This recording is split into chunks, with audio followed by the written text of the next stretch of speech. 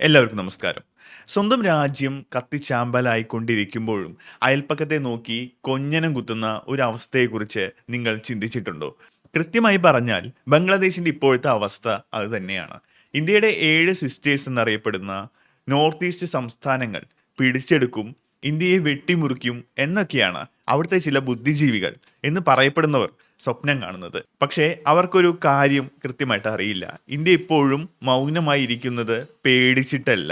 മറിച്ച് അങ്ങോട്ട് കയറി ആ 7 സിസ്റ്റേഴ്സ് പോയിട്ട് ഒരു കഷ്ണം മണ്ണ് പോലും വിട്ടുകൊടുക്കില്ല എന്ന് മാത്രമല്ല, ആവശ്യം വന്നാൽ ബംഗ്ലാദേശ് മൊത്തമായി ഇങ്ങോട്ടെടുത്ത് അവരെ മര്യാദ പഠിപ്പിക്കാനുള്ള ഒരു മാസ്റ്റർ പ്ലാനിങ്ങിലാണ് നമ്മുടെ രാജ്യം. എന്താണ് ആ പ്ലാൻ?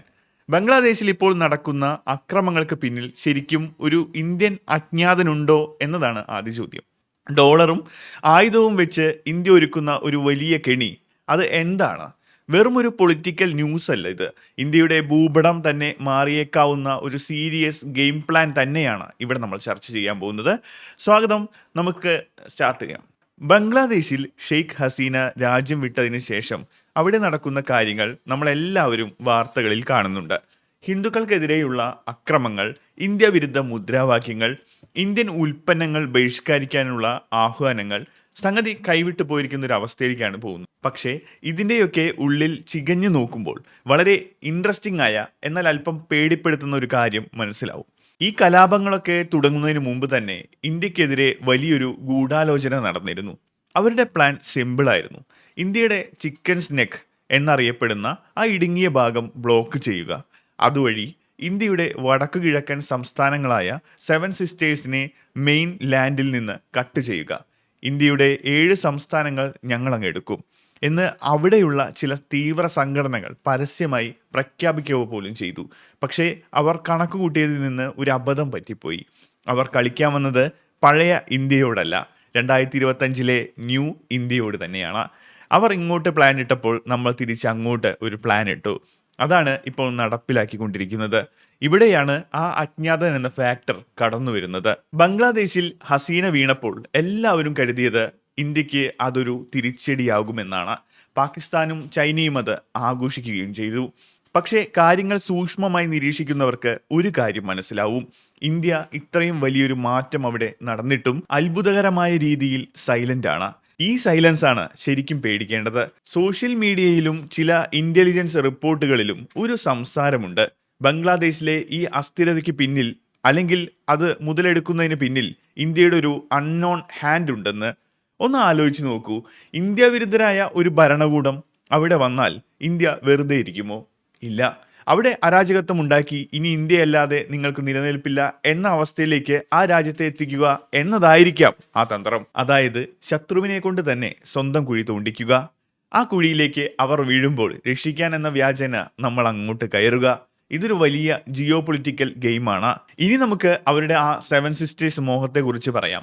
നോർത്ത് ഈസ്റ്റിലെ 7 സംസ്ഥാനങ്ങൾ, ആസാം, മേഘാലയ, ത്രിപുര, മിസോറാം തുടങ്ങിയവ ബംഗ്ലാദേശിനോട് ചേർക്കണം എന്നാണ് അവരുടെ വലിയൊരു ആഗ്രഹം. അവരുടെ വാദം എന്താണെന്നറിയാമോ? ബംഗ്ലാദേശിലെ ജനസംഖ്യ കൂടുകയാണ്, അവർക്ക് താമസിക്കാൻ സ്ഥലം വേണം പോലും. കേൾക്കുമ്പോൾ തമാശയായി തോന്നാം, പക്ഷേ അവർ ഇത് സീരിയസ് ആയിട്ടാണ് കാണുന്നത്. പക്ഷേ ഇന്ത്യയുടെ പ്ലാനിങ് വേറെ ലെവലിലാണ്. ബംഗ്ലാദേശ് ആഗ്രഹിച്ചത് നമ്മുടെ 7 സംസ്ഥാനങ്ങളാണ്. എന്നാൽ ഇന്ത്യ ഇപ്പോൾ ചിന്തിക്കുന്നത് എന്തിനാണ് 7 സംസ്ഥാനങ്ങൾ വിട്ടു നൽകുന്നത്? പകരം ബംഗ്ലാദേശ് എന്ന രാജ്യത്തെ മൊത്തമായി നമ്മുടെ നിയന്ത്രണത്തിലാക്കിയാൽ പോരെ? ഇത് കേൾക്കുമ്പോൾ യുദ്ധം ചെയ്ത് പിടിച്ചെടുക്കും എന്ന് കരുതരുത്. 21ാം നൂറ്റാണ്ടിൽ യുദ്ധം തോക്കുകൾ കൊണ്ടല്ല, സാമ്പത്തികം കൊണ്ടും ഡിപ്ലോമസി കൊണ്ടുമാണ് നടക്കുന്നത്. ബംഗ്ലാദേശിനെ 3 വശത്തു നിന്നും ഇന്ത്യ വളഞ്ഞു നിൽക്കുകയാണ്.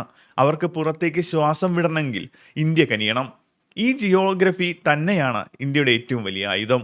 ഇവിടെയാണ് ഇന്ത്യയുടെ ഡോളർ പ്ലാൻ അല്ലെങ്കിൽ എക്കണോമിക് വാർഫെയർ നടക്കുന്നത്. ബംഗ്ലാദേശിന്റെ സാമ്പത്തിക സ്ഥിതി ഇപ്പോൾ അതീവ ഗുരുതരമാണ്. അവരുടെ വിദേശ നാണയ ശേഖരം കുറഞ്ഞുകൊണ്ടിരിക്കുന്നു. ഈ ഒരു അവസരത്തിൽ ഇന്ത്യ വിചാരിച്ചാൽ ആ രാജ്യത്തെ വെറും 2 ആഴ്ച കൊണ്ട് മുട്ടുകുത്തിക്കാൻ പറ്റും. എങ്ങനെയെന്നല്ലേ? ബംഗ്ലാദേശിന്റെ കറന്റ്, ഉള്ളി, ആവശ്യ സാധനങ്ങൾ, എന്തിന് തുണി വ്യവസായത്തിലെ കോട്ടൺ വരെ പോകുന്നത് ഇന്ത്യയിൽ നിന്നാണ്. ഇന്ത്യ ഒന്ന് കണ്ണുരുട്ടിയാൽ, എക്സ്പോർട്ട് നിർത്തലാക്കിയാൽ ബംഗ്ലാദേശിൽ പട്ടിണി തുടങ്ങും. ഇപ്പോൾ തന്നെ അവർ IMFന്റെ മുൻപിൽ കൈനീട്ടി നിൽക്കുകയാണ്. ഈ അവസരത്തിൽ ഇന്ത്യ അവരുടെ സാമ്പത്തിക ഞരമ്പുകൾ ഓരോന്നായി ഞെരുക്കാൻ തുടങ്ങിയാൽ അവർക്ക് ഇന്ത്യയുടെ കാല് പിടിക്കുകയല്ലാതെ വേറെ വഴിയില്ല. ആ 7 സിസ്റ്റേഴ്സ് മോഹം പോയിട്ട് സ്വന്തം നാട്ടിൽ അരി വാങ്ങാൻ കാശില്ലാത്ത അവസ്ഥയിലേക്ക് നമ്മൾ അവരെ എത്തിക്കും. അതാണ് നമ്മുടെ പ്ലാൻ. ഇനി ആയുധങ്ങളുടെ കാര്യം. ബംഗ്ലാദേശിന്റെ അതിർത്തിയിൽ ഇന്ത്യ ഇപ്പോൾ നടത്തുന്ന നീക്കങ്ങൾ സാധാരണക്കാരന്റെ കണ്ണിൽ പെടില്ല. പക്ഷേ മിലിറ്ററി അനലിസ്റ്റുകൾ ഇത് കൃത്യമായി കാണുന്നുണ്ട്. സിലിഗുരി കൊറിഡോർ അല്ലെങ്കിൽ ചിക്കൻ സ്നെക്ക് സംരക്ഷിക്കാൻ ഇന്ത്യ അവിടെ വിന്യസിച്ചിരിക്കുന്നത് അത്യാധുനിക ആയുധങ്ങളാണ്. റാഫേൽ വിമാനങ്ങൾ, S-400 മിസൈൽ സിസ്റ്റം, പിന്നെ ലഡാക്കിൽ ചൈനയെ നേരിട്ട അതേ കമാൻഡോകൾ ഇപ്പോൾ ഈസ്റ്റേൺ സെക്ടറിലും റെഡിയാണ്. ബംഗ്ലാദേശിലെ ഏതെങ്കിലും ഒരു തീവ്രവാദി ഗ്രൂപ്പ് അതിർത്തി കടക്കാൻ ശ്രമിച്ചാൽ അത് അവരുടെ അവസാനത്തെ ശ്രമമായിരിക്കും. ഇന്ത്യയുടെ ഡിഫൻസ് പ്ലാൻ ഡിഫൻസീവ് മാത്രമല്ല, ഒഫൻസീവ് കൂടിയാണ്. അതായത് അടി വന്നിട്ട് തടുക്കുകയല്ല, അടി വരുന്നതിന് മുമ്പേ അങ്ങോട്ട് കയറി അടിക്കുക എന്ന രീതി.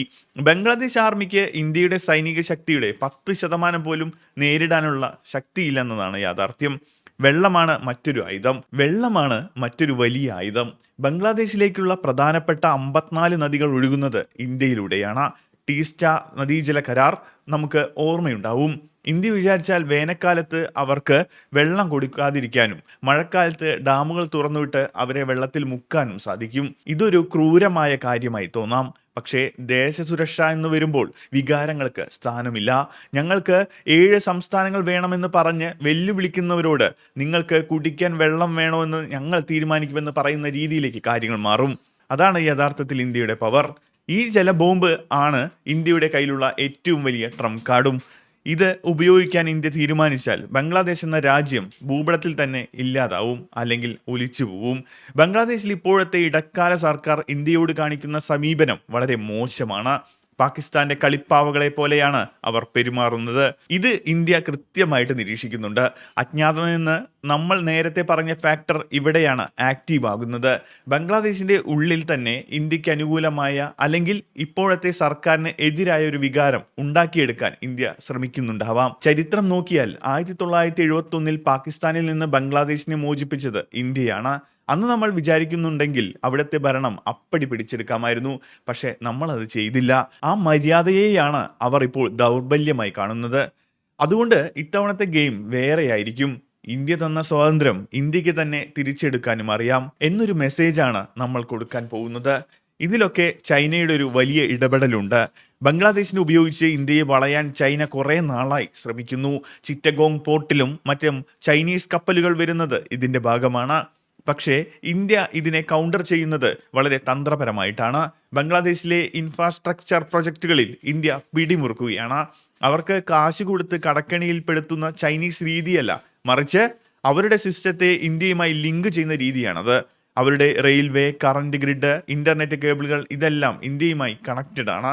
നാളെ അവർ ഇന്ത്യക്കെതിരെ തിരിഞ്ഞാൽ ഒരു സ്വിച്ച് ഇട്ടാൽ ബംഗ്ലാദേശ് ഇരുട്ടിലാകും. ഇതാണ് മോഡേൺ വാർഫെയർ. തോക്കെടുക്കാതെ തന്നെ ശത്രുവിനെ കീഴടക്കുന്ന രീതി. പിന്നെ നമ്മൾ കണ്ട മറ്റൊരു കാര്യം അഭയാർത്ഥി പ്രവാഹമാണത്. ഇന്ത്യയിൽ കലാപങ്ങൾ ഉണ്ടാക്കാനോ അല്ലെങ്കിൽ ജനസംഖ്യയിൽ മാറ്റം വരുത്താനോ വേണ്ടി ലക്ഷക്കണക്കിന് ആളുകളെ അതിർത്തി കടത്തിവിടാൻ ഒരു പ്ലാൻ അവർക്കുണ്ട്.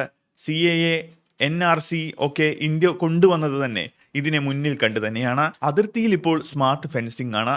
ഈച്ച പോലും പറക്കില്ല എന്ന് മാത്രമല്ല, ലേസർ മതിലുകളും ഡ്രോൺ നിരീക്ഷണവും അവിടെ സജീവമാണ്. ഇന്ത്യയിലേക്ക് നുഴഞ്ഞു കയറാം, അവിടുത്തെ വിഭവങ്ങൾ അനുഭവിക്കാം. എന്നാൽ അവരുടെ പഴയ പ്ലാൻ ഇനി നടക്കില്ല. അങ്ങോട്ട് കയറി സേഫ് സോൺ ഉണ്ടാക്കി അവിടെ വെച്ച് തന്നെ അവരെ തടയുക എന്ന ബഫർ സോൺ സ്ട്രാറ്റജി ഇന്ത്യ പയറ്റാൻ സാധ്യതയുണ്ട്. അതായത് ഇന്ത്യയുടെ അതിർത്തിക്കുള്ളിലല്ല, മറിച്ച് ബംഗ്ലാദേശിന്റെ മണ്ണിൽ തന്നെയായിരിക്കും ഇന്ത്യയുടെ പ്രതിരോധം. ഇന്റർനാഷണൽ തലത്തിലും ഇന്ത്യ ഈ വിഷയം വളരെ ഗൗരവമായി അവതരിപ്പിക്കുന്നുണ്ട്. അമേരിക്കയും യൂറോപ്പും ബംഗ്ലാദേശിലെ മനുഷ്യാവകാശ ലംഘനങ്ങളെക്കുറിച്ച് സംസാരിച്ചു തുടങ്ങിയത് ഇന്ത്യയുടെ ഡിപ്ലോമാറ്റിക് വിജയമാണ്. ഇന്ത്യക്കെതിരെ തിരിഞ്ഞാൽ ലോകം മുഴുവൻ അവർക്കെതിരെ തിരിയുന്ന സാഹചര്യം ഇന്ത്യ ഉണ്ടാക്കിയെടുത്തിട്ടുണ്ട്. നിങ്ങൾ ഇന്ത്യയെ തൊട്ടാൽ നിങ്ങളുടെ ഗാർമെന്റ് എക്സ്പോർട്ട് പൂട്ടിക്കുമെന്ന ഭീഷണി കൂടി പാശ്ചാത്യ രാജ്യങ്ങളെ കൊണ്ട് പറയിപ്പിക്കാൻ ഇന്ത്യക്ക് സാധിക്കും. കാരണം ബംഗ്ലാദേശിന്റെ നട്ടെല്ല് ആ ഗാർമെന്റ് ഇൻഡസ്ട്രിയാണ്. അത് തകർന്നാൽ രാജ്യം തകർന്നു. ആ കടിഞ്ഞാൺ ശരിക്കും ഇരിക്കുന്നത് ഇന്ത്യയുടെ സമ്പദ് രാജ്യങ്ങളുടെയും കയ്യിലാണ്. ചുരുക്കത്തിൽ പറഞ്ഞാൽ ബംഗ്ലാദേശ് ഇപ്പോൾ കളിക്കുന്നത് തീപ്പൊരി കൊണ്ടാണ്. ഇന്ത്യയുടെ 7 സിസ്റ്റേഴ്സ് മോഹിച്ച അവർക്ക് സ്വന്തം രാജ്യത്തിന്റെ 64 ജില്ലകളും ഇന്ത്യയുടെ നിയന്ത്രണത്തിലാകുന്ന അവസ്ഥയാണ് വരാൻ പോകുന്നത്. ഇന്ത്യക്ക് വേണമെങ്കിൽ ബംഗ്ലാദേശിന് ഒരു പാവ സർക്കാരിനെ വെച്ച് ഭരിക്കാം. അല്ലെങ്കിൽ അവരുടെ സാമ്പത്തിക മേഖലയെ പൂർണ്ണമായും ഹൈജാക്ക് ചെയ്യാം. അഖണ്ഡ ഭാരതം എന്ന കൺസെപ്റ്റ് ഒക്കെ മാറ്റിവെച്ചാൽ പോലും സുരക്ഷയുടെ കാര്യത്തിൽ ഇന്ത്യ ഇനി ഒരു വിട്ടുവീഴ്ചയ്ക്കും തയ്യാറാവില്ല. നമ്മൾ മര്യാദ കാണിച്ചപ്പോൾ അവർ നമ്മുടെ നെഞ്ചത്ത് കയറി. ഇനി ആ മര്യാദ പ്രതീക്ഷിക്കുകയേ വേണ്ട. ഓപ്പറേഷൻ ബംഗ്ലാദേശ് എന്നത് ഒരു ഔദ്യോഗിക പേരായിരിക്കില്ല, പക്ഷേ അങ്ങനെയൊന്ന് സൈലന്റായി നടക്കുന്നുണ്ട് എന്ന് വിശ്വസിക്കാൻ ധാരാളം കാരണങ്ങളുണ്ട്. അതുകൊണ്ടാണ് സുഹൃത്തുക്കളെ, ബംഗ്ലാദേശിൽ നടക്കുന്ന കാര്യങ്ങൾ വെറും അയൽപ്പക്കത്തെ വഴക്കായി കാണരുത് എന്നും ഇത് ഇന്ത്യയുടെ നിലനിൽപ്പിന്റെയും ഭാവിയുടെയും പ്രശ്നമായിട്ട് കാണണമെന്നും പറയുന്നത്. ഇന്ത്യ ആഗ്രഹിക്കുന്നത് സമാധാനം തന്നെയാണ്, പക്ഷേ അത് ബലഹീനതയാണെന്ന് ആരും തെറ്റിദ്ധരിക്കരുത്.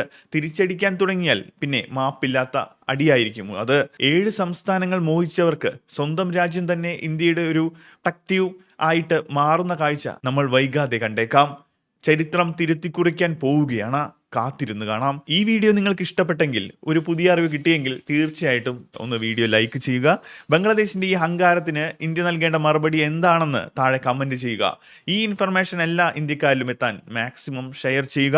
ചാനൽ സബ്സ്ക്രൈബ് ചെയ്യാനായിട്ട് നിങ്ങൾ മറക്കരുത്. അങ്ങനെ ഒപ്പം തന്നെയുള്ള ബെൽ ബട്ടൺ കൂടി അമർത്തി കഴിഞ്ഞാൽ നിങ്ങൾക്ക് അപ്പം തന്നെ അപ്ഡേറ്റുകൾ ലഭിക്കും. മറ്റൊരു എക്സ്പ്ലോസീവ് ആയിട്ടുള്ള വീഡിയോ ആയിട്ട് വരാം.